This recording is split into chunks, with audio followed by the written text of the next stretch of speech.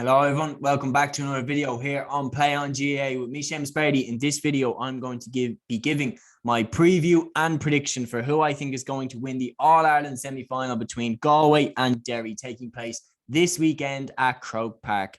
For Galway, it's their first semi-final since 2018, and for Derry, it's their first semi-final since way back in 2004. Both of these sides, of course, didn't win Division 2. Roscommon won Division 2, but Roscommon were knocked out by Clare, who Derry then ate alive in the All-Ireland quarter-final. Galway are the Connacht champions. Derry are the Ulster champions. This is going to be one hell of a game, and here is my preview and prediction. But before we get into it, please like, subscribe, share, and comment. It really helps us out, and let's crack on with the video. So Galway, first off, promoted to Division 1, right back where they should be. Then they headed into the Connacht Championship off the back of losing that Division 2 final to Roscommon in Croke Park. Diarmaid Murtagh's incredible goal helped get Roscommon over the line. Galway beat Mayo in the Connacht quarterfinal by 114 to 16 points. They won by a point. Mayo pushed them right at the end, but Galway were the better team on the day and deserved the victory. Then they ate Leitrim alive by 420 to 9 points. And then they went into the Connacht final against Roscommon, who had beaten them twice already in the year. But Galway made amends, beating Roscommon to claim the Connacht title by 219 to 216. Their first Connacht title since 2018. Then they went into the All-Ireland quarter-final against the high-flying Armagh, who are off the back of beating Tyrone and Donegal back-to-back in the All-Ireland qualifiers to get to the quarterfinal.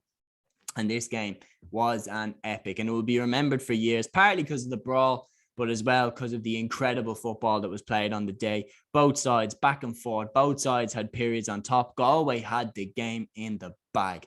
They had the game in the bag, and Armagh hit 2 goals in the last few minutes to get a draw and send it to extra time, which I'm going to get onto. The high ball for Galway was a joke. Armagh's 2 goals literally came from just booting the ball up into the air, and the Galway defence just melted. I mean, for Derry, that is a good little way to look at it. I'm sure Rory Gallagher was watching that thinking, well, Conor Glass is going to be playing a full forward next week, because Galway just could not handle the high ball into the square.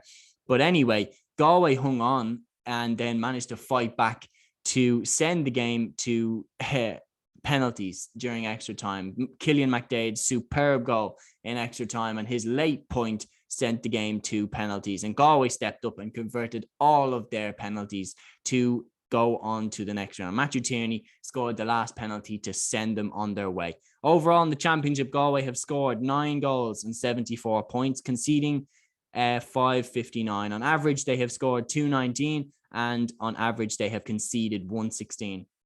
Their scorers in chief have been Shane Walsh with 123. 17 of that have come from place balls. Rob Finnerty has hit 13 points. Patrick Kelly has hit 3 goals and 2 points. Johnny Heaney has hit 2-4. Killian McDade has hit a goal and 7 points, while Paul Conroy and Damien Comer have hit 7 points each. The stats there coming from GAA Statsman, the best in the game for the GAA stats. Like, looking at that score-wise, they've been very impressive. I mean, 420, 219, 221, they're very good tallies to put up, and Galway are a definite goal threat. Patrick Kelly, I mean, he's hit 3 of them in a very, very limited minutes. Johnny Heaney has hit 2 as well. Shane Walsh has got 1. They're definitely a goal threat, and you can't ever really rule them out of getting a goal. Killian McDade as well, that goal coming from midfield was superb. They're very, very strong in depth. I mean, when you look at the players that they can bring on, the likes of Owen Gallagher, who I thought was fantastic during the league. Tom O'Culhan has got really no minutes there for Galway. He's still sitting there waiting for his time to shine. So Galway are very, very strong. On the flip side, Derry, their first semi-final since 2004. They won the Ulster title for the first time as well since 1993, I believe it was. They set that up by beating Tyrone by 118 to 10 points. That was the All-Ireland champions, Tyrone, by the way. They went away to Healy Park in Omagh and won the game by 11 points. And that really announced their arrival. They followed that up and backed that up by beating Monaghan by 312 to 17 points. And then they won in the Ulster final against Donegal by 116 to 114 after extra time, in a bit of a weird game, but definitely a gripping game. And Brendan Rodgers' last point really, really set them on their way, and they won that Ulster title, and they won it the hard way. I mean, Donegal, Monaghan and Tyrone have dominated the Ulster Championship for the last decade. And by winning that, Derry won the Ulster title by beating all the three teams, by beating all of the Ulster champions since Armagh did it back in 2008. That's how good this Derry team are. That's how good they've been. They've beaten every team that has had the Ulster title since 2008 on their way to the quarterfinals and on their way to Ulster glory. And one thing that was clear was Rory Gallagher was so determined in these games. I mean, when they got that first goal against Monaghan, he looked like he was about to take off. He's so invested in this Derry team. And they backed that up by really, really running riot against Clare in the quarterfinal, winning that game by 5-13 to 2-8. Overall, they have scored 10.59 with an average of 2.16 per game, and they have overall conceded 3 goals and 49 points with an average of a goal and 12 per game. Their key scorer, of course, is Shane McGuigan. He's hit 225. 113 of that has come from placed balls, including penalties, free kicks, and marks. And Niall Loughlin has hit 111. 7 of those have been free kicks. Benny Heron has hit 3 goals and 3 points. Garrett McKinless has hit 2 goals and a point. And Paul Cassidy has hit a goal and 4. Of course, GAA Statsman supplying them again. Derry have been hugely impressive. They literally couldn't have done anything better. I'd say a lot of people are definitely split down the middle on this. Galway did beat Armagh on penalties, and they should have beaten them in normal time. Derry, there was talk about the Croke Park factor. There was talk about how they can transfer their system to Croke Park.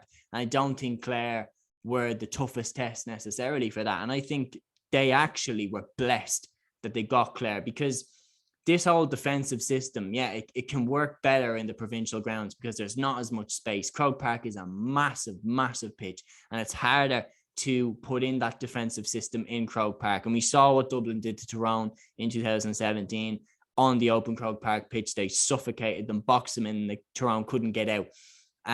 It's harder to do that in a provincial ground.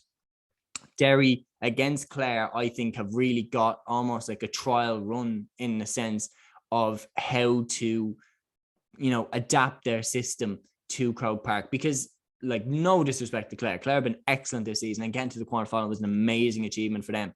But Derry, this game is definitely a tougher test for Derry, this Galway game. And they've had a run out now at Croke Park, Derry have. They've had a run out where they've been able to test out their system, adapt it, tweak it maybe a bit to suit Croke Park a bit better.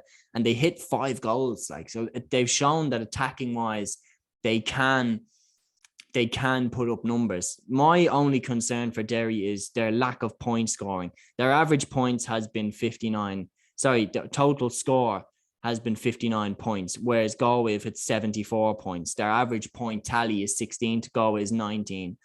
And like what I'm talking about is in Croke Park, Galway have hit big scores. They have hit big scores. They're more used to hitting big scores. Derry relied on the goals a bit against Clare to really pull them away, whereas Galway can fall back on the likes of Rob Finnerty, who can just kick over the points all day for fun. So I think in terms of scoring ability, I think it definitely favours Galway, but in terms of system and structure, I think it favours Derry. Derry have been absolutely excellent. Garrett McKinless has been amazing at centre back. He's been powering forward for them all summer. He's been incredible. Connor Glass and Niall Toner have been fantastic at midfield. Emmett Bradley's there to come in as well. And then in the forwards, Shane McGuigan, Niall Loughlin, Benny Heron have been incredible. And everyone works so damn hard for the team. Galway, of course, that game against Armagh, what is that taken out of them? Sean Kelly is not suspended. He will be playing this game. But that game was so tough, that quarterfinal against Armagh. Armagh took them to the pin of their collars, took them to the edge of their ability, took them all the way to penalties. And there will be, will it be a bit of fatigue with Galway? I mean, that was less than 2 weeks ago. So will Galway be knackered? Like, will they be tired? Will Derry be a bit fresher? Will they be a bit quicker out of the gate? Will Galway be a bit fatigued? That definitely plays into it. It's so genuinely tough to call this, because if any team had done what Derry have done, beaten Tyrone, Monaghan, Donegal and Clare, we'd be saying 100% All-Ireland contenders, 100%. Whereas Derry are still somehow flying under the radar for a lot of people. Galway, on the flip side, impressive. They beat Mayo, Roscommon, Leitrim and Armagh on the way to doing this. That's some serious scalps there. So prediction time.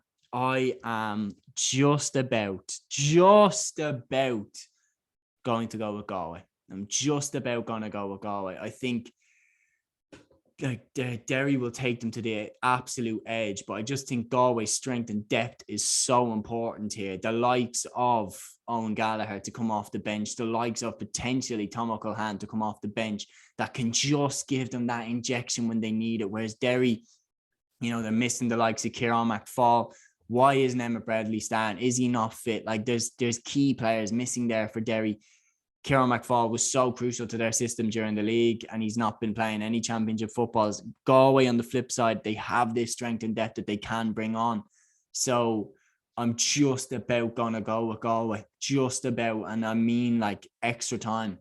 I'm calling it. I think it's going to be extra time. I think it's going to be right to the end.